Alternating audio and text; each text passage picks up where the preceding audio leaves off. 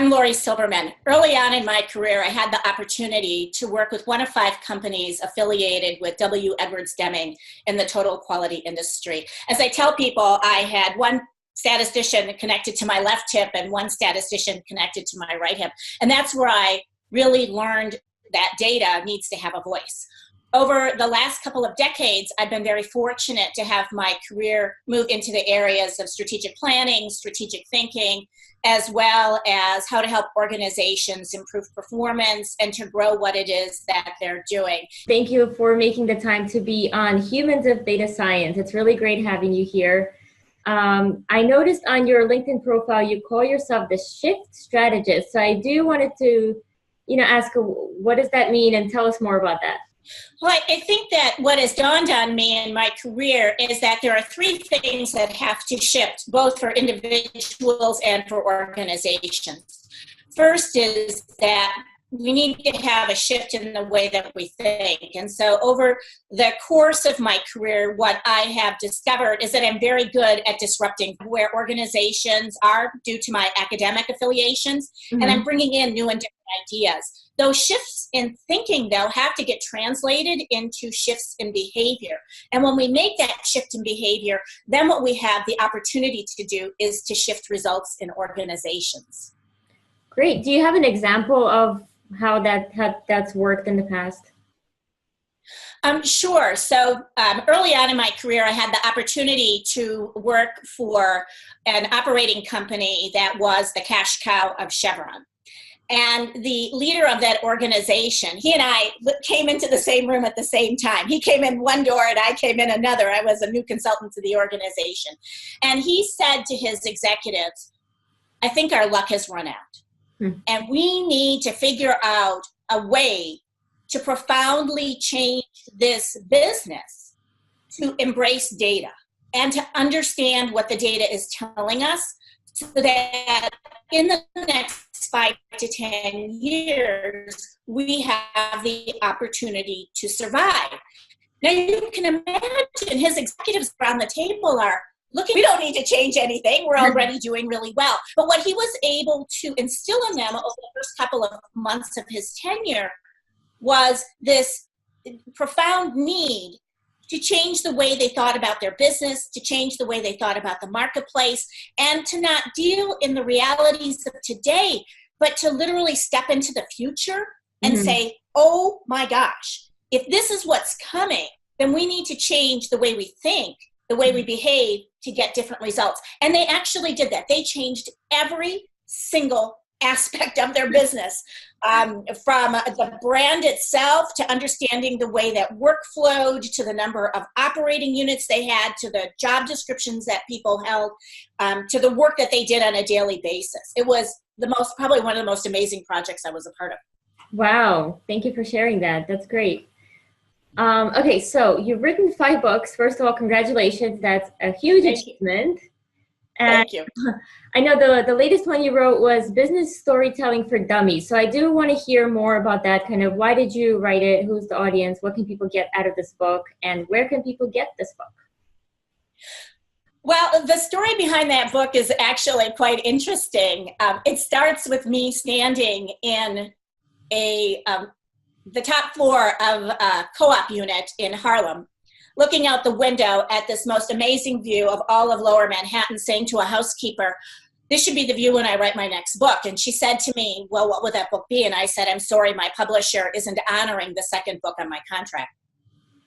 And literally 2 days later, setting forth that intention, I got an email from a colleague of mine that talked about an invitation to write Business Storytelling for Dummies. The comedy is that she said to the publisher that she didn't have time to do it. I immediately looked at the email and said, together, I think we can do it, because she was saying to him that I could take over the project on my own. I didn't feel that that was the case. I felt that she had way too much to add. So we started on that project about 6 months late, because the publisher had put it on its schedule to be finished in the summer of 2013. We finished it in December of 2013, and today I consider it to be our best work. Now, what's interesting about that book is there's one chapter in it, chapter 8, that has led me to where I am today. That chapter is called What to Do About Data. When you write a book fast, as my colleague and I did, and you're working 20 hours a day, 7 days a week to churn out hundreds and hundreds of pages, and you're doing all the editing, and you're working with a voluminous amount of people, the first thing you do when a book is finished is you want to sleep. You want to catch up on all those things that you've missed. So it wasn't until probably a year after the book was out that I called my co-author and I said, Karen, why did we put chapter 8 in the book? Like, I don't even remember writing it. I know we wrote it. It's very interesting. And what are we going to do about it? And she said that she had been reading articles coming out of the data science community on the importance of business storytelling. Mm-hmm. And I thought to myself, well, that might be interesting to follow up on. So I do what I do, and I've done this 2 other times in my career where I have looked at how do you kind of disrupt an industry, or what is it really talking about. And I printed out every article, because I have to hold paper in my hands, that I could find in the data science community on what they were talking about relative to story. I got every book I could find that you could buy. I'm certain you have them on your bookshelf as well. Yes, I do. And then I sat there and I went, what's missing?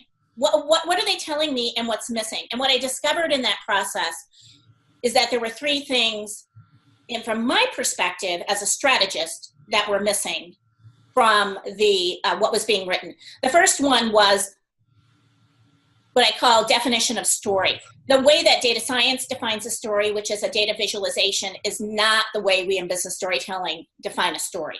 And this is a whole body field of knowledge. And so one of the things that I'm kind of on a crusade to do is to bring this body of knowledge into the data science community so that we can understand why a data visualization may still not get us the action that we're looking for people to take, and why I think this body of knowledge can help. The second thing that surprised me, and it was one article in particular that stood out, it was 49 different definitions of insight. Now, I don't know about you, but I'm like, okay, so if metadata is really important and we have to have like singular definitions of things, operational definitions, 49 definitions of the same term isn't going to help us to really understand what an insight is.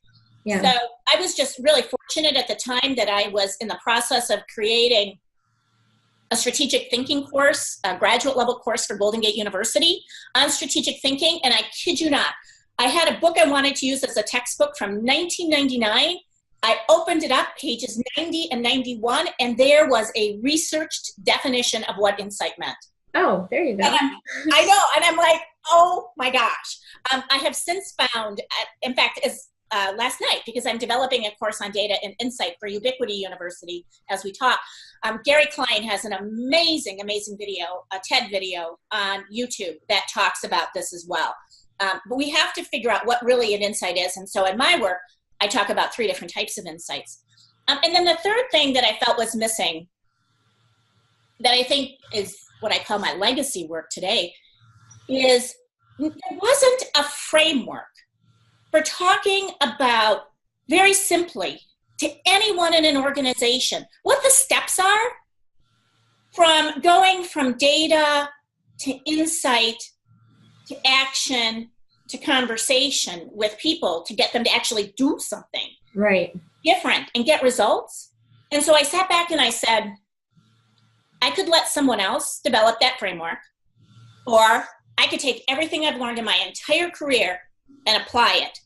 And that's what I've done the last 3 years, is I've actually developed that framework. I've crowdsourced it across many 1- and 2-day workshops in the US, the UK, and Canada, with a whole variety of different folks to say, does this make sense? And does it work? And the answer is yes. And so I really think that that's the gift, the legacy that I was meant to bring forward, is how do you actually do that? And how do you do that outside the data science community so that you can benefit, you and your colleagues can benefit from everyone in an organization understanding how to move along a continuum and where they're getting stuck.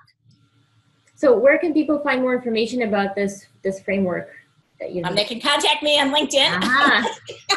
I'm in the process right now of putting together a series of videos and maybe some blog posts about this. I have a couple of keynote talks that are on videotape. Mm-hmm. They're on private YouTube channels, happy to let people watch them.